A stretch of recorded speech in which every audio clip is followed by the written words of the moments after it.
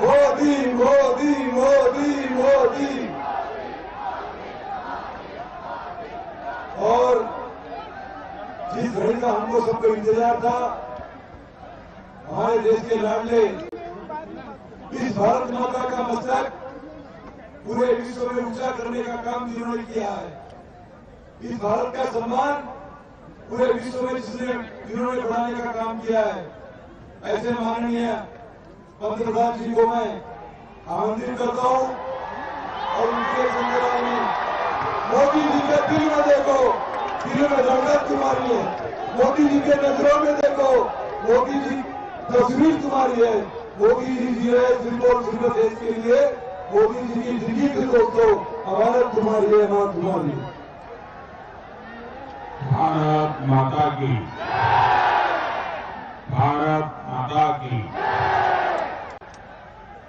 भंडारा गोंदिया क्षेत्रातील सर्व बंधू भगिनींना माझा नमस्कार। आपण सर्व कसे आहात? आज पुन्हा एकदा आपले आशीर्वाद घेण्यासाठी मी या गोंदिया शहरात आलोय। मराठी नववर्ष गुड़ी पड़वा की आप सभी को अग्रिम शुभकामनाएं। आज सुबह से मैं निकला हूं हिंदुस्तान के पूर्वी छोर पर अरुणाचल प्रदेश से लेकर पश्चिम बंगाल तक और वहां से फिर महाराष्ट्र में आपके बीच। लेकिन आज मैं कह सकता हूं जिन जिन राज्यों में मुझे जाने का मौका मिला, चुनाव प्रचार मैंने 2013-14 में भी किया था। चुनाव प्रचार मैंने अलग अलग राज्यों की विधानसभाओं में भी किया था, लेकिन ऐसी लहर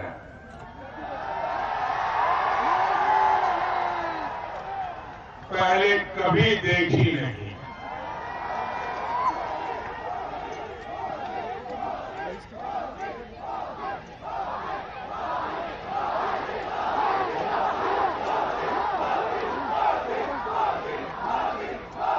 ये ऐसा चुनाव है जो देश की जनता लड़ रही है। ये ऐसा चुनाव है जो देश के दुश्मनों के लिए नरमी बताने वालों को जनता ने सबक सिखाने की ठान ली है। ऐसा लग रहा है जैसे एक रैली दूसरी रैली का रिकॉर्ड तोड़ती जा रही। अगर अभी देवेंद्र जी ने आप सबसे मोबाइल की लाइट ऑन न करवाई होती तो मैं भी यहां बैठे बैठे अंदाज नहीं कर सकता था कि कितने दूर दूर तक लोग हैं।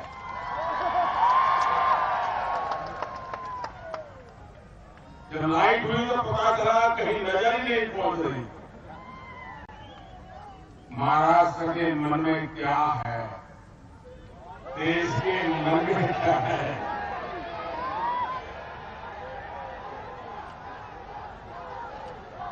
वो सब बातें ये आपके जोश में दिख रही है। इस बार महायुति महाराष्ट्र से महामिलावट को पूरी तरह साफ करने जा रही है।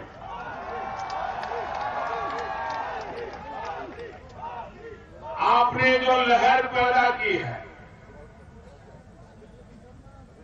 विकास विरोधी, प्रगति विरोधी, परिवारवादी, वंशवादियों को उखाड़ फेंकने का जो फैसला किया है, इसके लिए दोनों मुट्ठी बंद करके मेरे साथ बोलिए भारत माता की। भारत माता की। मां मांडो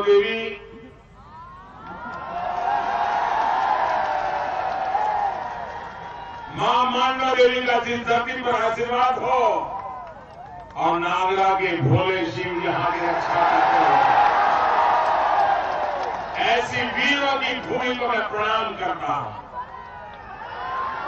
साथियों, पिछली बार जब मैं गोंदिया आया था तो मैंने आपसे वादा किया था कि आपके आशीर्वाद और आपके प्यार को मैं सूद समेत ब्याज समेत वापस करूंगा। याद है ना, ऐसा मैंने कहा था। और मैंने ये भी कहा था मैं ब्याज समेत लौटाऊंगा और विकास करके लौटाऊंगा। आज मैं आपके बीच आया हूं हिसाब देने के, लेकिन हिसाब देने से पहले मैं आपका आभार व्यक्त करना चाहता और गोंदिया की इस धरती से महाराष्ट्र के सभी नागरिकों का आभार व्यक्त करना चाहता और यहां से मैं हिंदुस्तान के सभी नागरिकों का आभार व्यक्त करना चाहता हूं। आप सभी भंडारा, गोंदिया और महाराष्ट्र की जनता के साथ और सहयोग से 5 वर्ष तक बिना रुके, बिना थके मैं निरंतर काम कर पाया।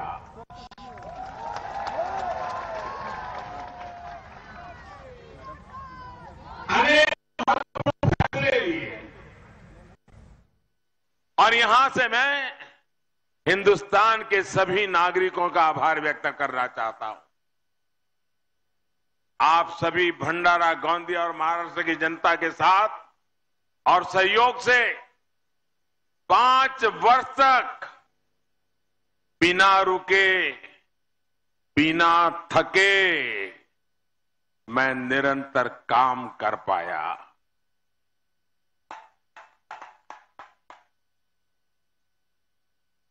अनेक महत्वपूर्ण फैसले लिए, देश को बदलने के लिए भरसक कोशिश की। गरीब के घर में टॉयलेट बनाने से लेकर के अंतरिक्ष में सैटेलाइट को मार गिराने तक, जल हो, थल हो, नभ हो, अंतरिक्ष हो, 5 साल लगातार लगा रहा। ये संभव हुआ है आपके आशीर्वाद के कारण, आपके समर्थन के कारण। अगर आप देशवासियों ने 2014 में मेरा साथ न दिया होता, मुझे आशीर्वाद दिए न होते, तो क्या ये हो सकता था? और इसलिए आज 5 साल के बाद जब देश की जनता के पास गया निकला हूं, तो मेरा सबसे पहला कर्तव्य बनता है कि दोनों हाथ जोड़ करके आप सबका धन्यवाद करूं, आपका प्रणाम करूं और आगे के 5 साल के लिए आपके आशीर्वाद की कामना करने आया। साथियों, आपके विश्वास का ही परिणाम है कि 72 सालों के गड्ढों को हम भर पाए। जब मैं आया था तो मैंने सरकार में, व्यवस्था में, तिजोरी में ऐसे ऐसे गड्ढे देखे, ऐसे ऐसे गड्ढे देखे। 5 साल उन गड्ढों को भरने में चले गए। अब आपके सहयोग से ही विकास का नया हाईवे बनेगा। आपके भरोसे से ही भारत का दुनिया में एक नई पहचान बनी। अब महाशक्तियों के साथ कदम ताल का काम भी आपके साथ से ही होने वाला है।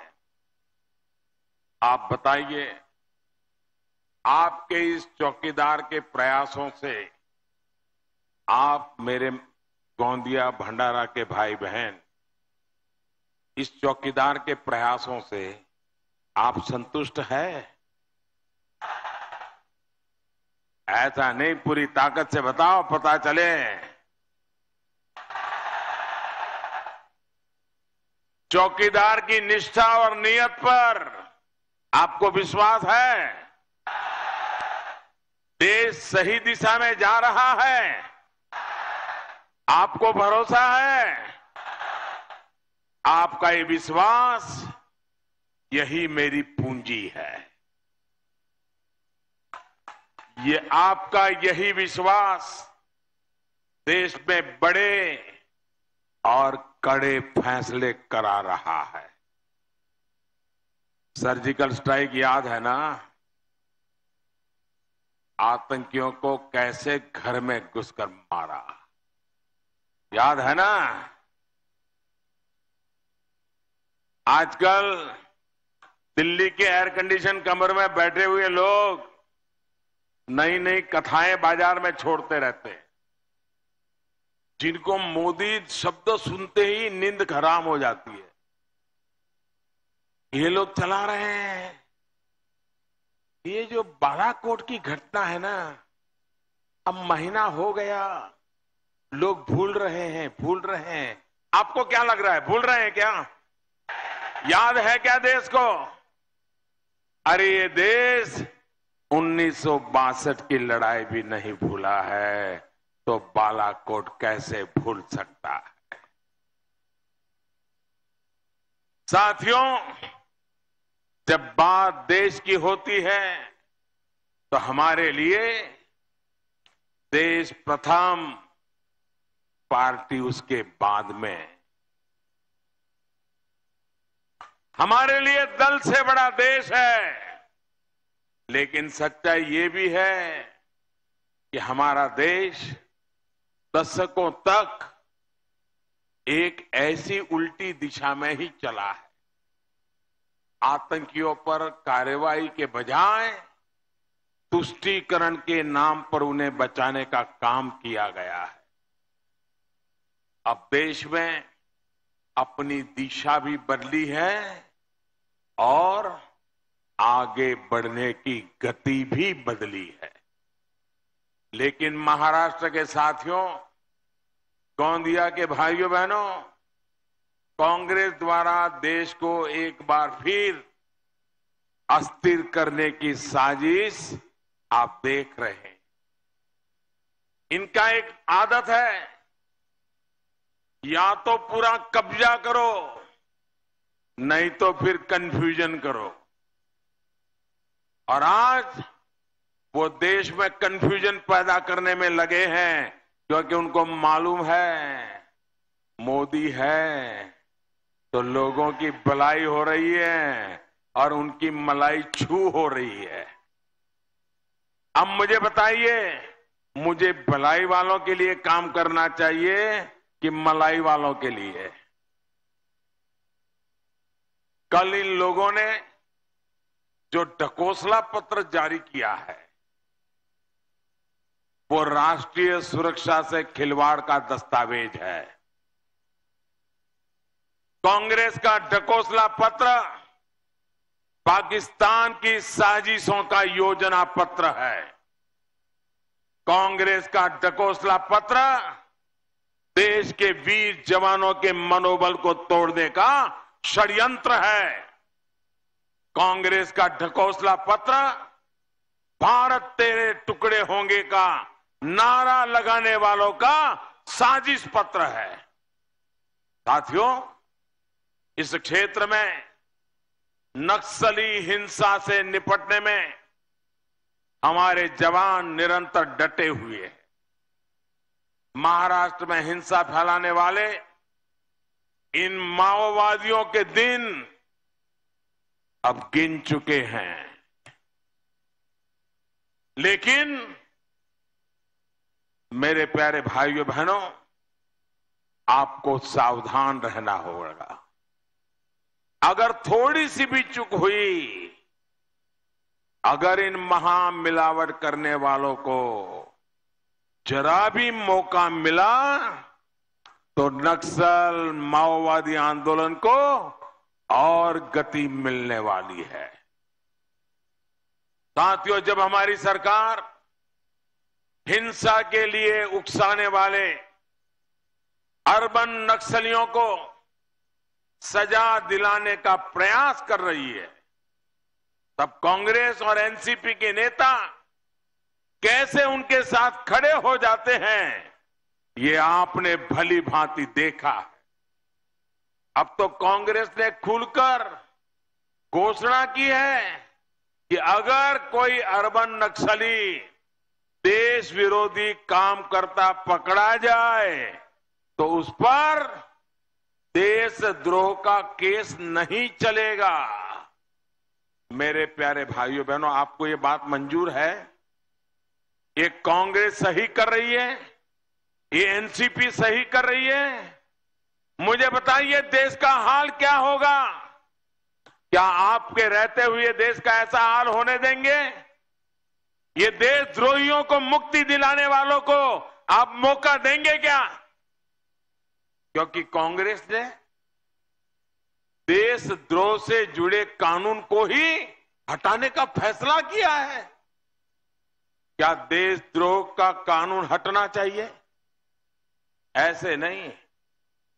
क्या देशद्रोह का कानून हटना चाहिए? मेरी माताएं बहनें बहुत बड़ी संख्या में यहां बैठी है, बताइए, देशद्रोह का कानून हटना चाहिए? भारत को तोड़ने की कोशिश करने वालों को खुला लाइसेंस मिलना चाहिए क्या? हजारों जवानों के बलिदान का अपमान करने वाली कांग्रेस और उसके साथी एनसीपी को सजा मिलनी चाहिए कि नहीं मिलनी चाहिए? मैं तो देश के रक्षा मंत्री रहे श्रीमान शरद पवार जी से पूछना चाहता हूं, क्या वो कांग्रेस के ढकोसला पत्र से सहमत है क्या? अरे आप तो रक्षा मंत्री रहे हैं, अरे आपका जन्म छत्रपति शिवाजी महाराज की धरती पे हुआ है, क्या मुंह पे ताले लगा के बैठ गए हो? इतनी क्या कारण है? कांग्रेस के इन पापों को ढो रहे हो, मुझे समझ नहीं आ रहा है। क्या वो देश की सेना को, देश के सुरक्षा बलों को कमजोर करने के कांग्रेस के फैसले से सहमत है? और शरद राव ने जवाब देना पड़ेगा। साथियों, अपने राजनीतिक अस्तित्व को खोने की बौखलाहट में ये महामिलावटी लोग आए दिन सुबह शाम ये चौकीदार को गाली देने में जुटे हैं। उनको मेरे काम से ज्यादा मेरे नाम से समस्या है।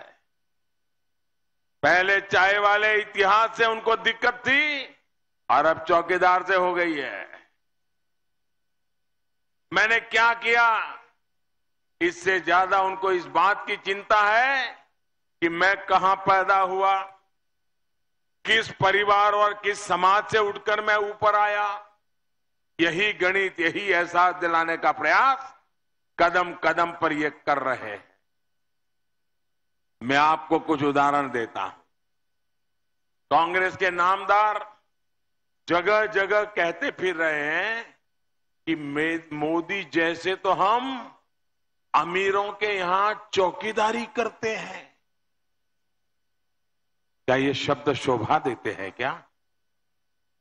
कांग्रेस के एक राग दरबारी मुझे शौचालय का चौकीदार बोल रहे हैं। शरद पवार जी की पार्टी के नेता चौकीदार को जाहिल बता रहे हैं।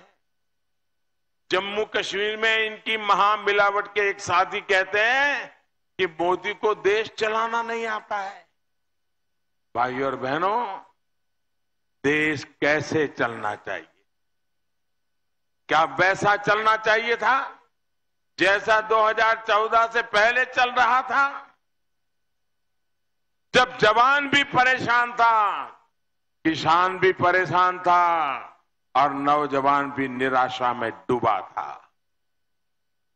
यूरिया के लिए लंबी लंबी कतारें लगा करती थी, किसानों को लाठियां खानी पड़ती। विदर्भ के किसानों के लिए पैकेज घोषित होते थे, वो बिचौलियों की जेब में चले जाते थे। किसान के पानी के हजारों करोड़ रुपए एनसीपी और कांग्रेस के लोगों की जेब में चला जाता था। क्या देश ऐसे चलना चाहिए था?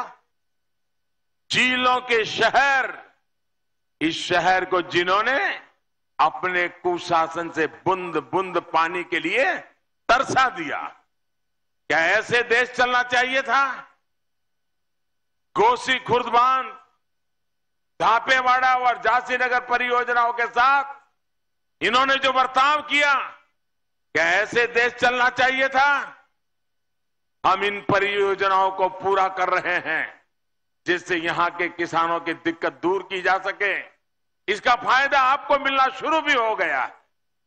साथियों, मोदी को देश ने चौकीदारी दी तो उसके पीछे की भावना स्पष्ट थी। इसी भावना के अनुरूप काम करते हुए आपके इस चौकीदार ने धान, तूर सहित 22 फसलों का एमएसपी लागत का 1.5 गुना तय कर दिया। इतना ही नहीं, कांग्रेस एनसीपी की जब सरकार थी तो 5 वर्षों में महाराष्ट्र में इन्होंने जितनी दाल खरीदी उससे 15 गुना ज्यादा दाल ये चौकीदार की सरकार ने खरीदी है। और अभी हमारे देवेंद्र जी आंकड़े दे रहे थे कि उनके समय कितने कोटी का काम हुआ और इनके समय कितना कोटी का काम हुआ। हिसाब साफ साफ है भाई।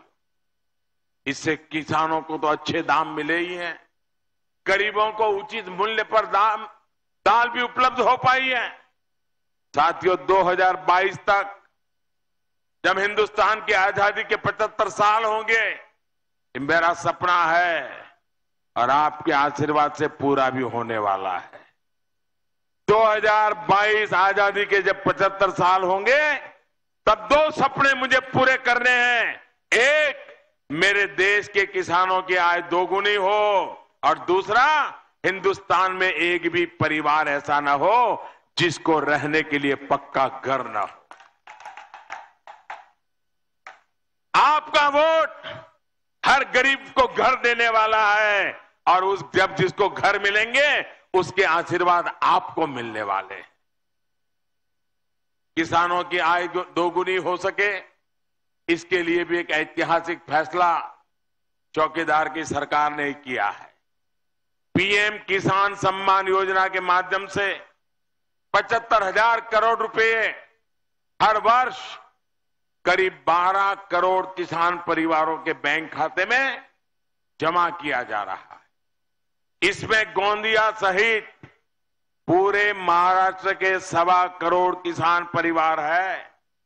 इनमें से 16 लाख से अधिक किसानों के बैंक खाते में पहली किस्त आ भी चुकी है और बाकियों के खाते में भी जल्द ही पैसे पहुंच जाएंगे। भाई और बहनों, हमारी सरकार की नीति और नियत दोनों आपके सामने खुली किताब की तरह है। सबका साथ, सबका विकास हमारा प्रण है और सबको सम्मान ये हमारी प्रतिबद्धता है। इसी सोच के साथ हमने 5 साल से काम किया है। यही कारण है कि हमने दलित, आदिवासी, वंचित, पीड़ित, शोषित हर समाज को ऊपर उठाने का एक प्रयास किया है। जिन बाबा साहब आंबेडकर को कांग्रेस ने अपमानित करने में कोई कसर नहीं छोड़ी, देश भर में उनसे जुड़े स्थानों को पंचतीर्थ में बदलने का काम इस चौकीदार की सरकार ने किया है। हमारे आदिवासी नायक नायिकाओं के योगदान को संजोने के लिए देश भर में स्मारकों का निर्माण भी हमारी सरकार कर रही है। भाई और बहनों, मैंने आपके बीच आकर कभी दावा नहीं किया कि मैंने सारे काम पूरे कर दिए। अरे जो 70 साल सरकार चला चुके हैं वो नहीं कर पाए तो 5 साल वाला क्या कर सकते। लेकिन अनेक क्षेत्रों में हमने महत्वपूर्ण काम किए। अनेक क्षेत्रों में काम तेज गति से आगे बढ़ रहे हैं और बहुत सारे काम निकट भविष्य में पूर्णता पर है। आपका ये चौकीदार पूरी ईमानदारी से अपना कर्तव्य निभा रहा है।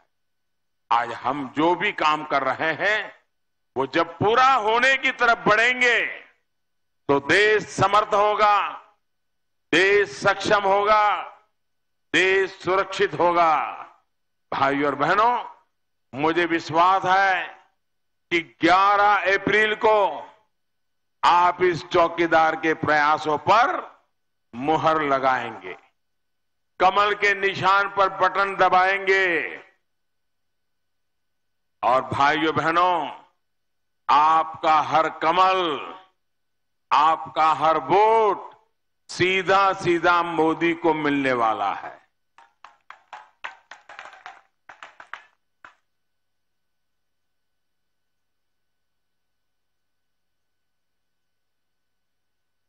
और भाइयों, ये एनसीपी के नेता बड़े बड़े खैर खां, जरा उनको ये भी कभी पूछ लेना।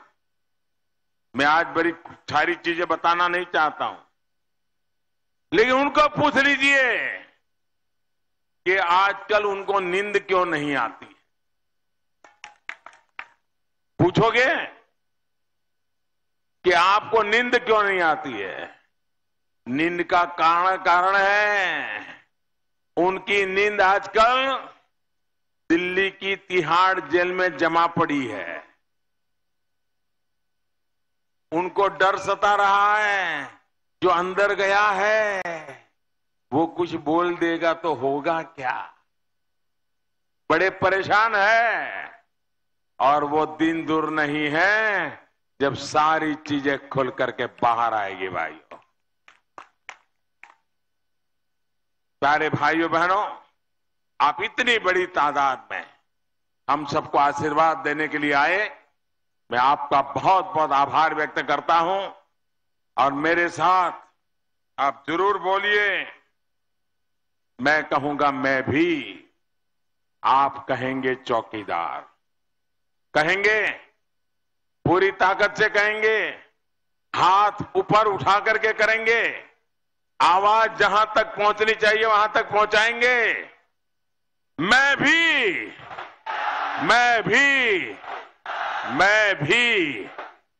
गांव गांव, गली गली, शहर शहर, डॉक्टर भी, शिक्षक भी, इंजीनियर भी, युवा भी, महिला भी, बच्चे भी, बुजुर्ग भी, किसान भी, कलाकार भी, हिंदुस्तान सीमा पार, सीमा की रक्षा करने वाले भाइयों बहनों, इन सभी चौकीदारों का गौरव करते हुए मेरे साथ बोलिए, भारत माता की, भारत माता की। बहुत बहुत धन्यवाद।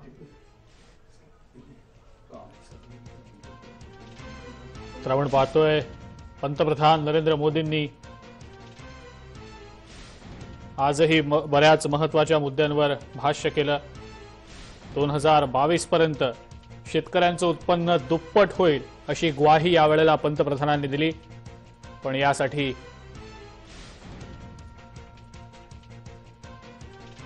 तुम्हाला मत दिलं पाहिजे असं देखील पंतप्रधान यावेळेला म्हणाले।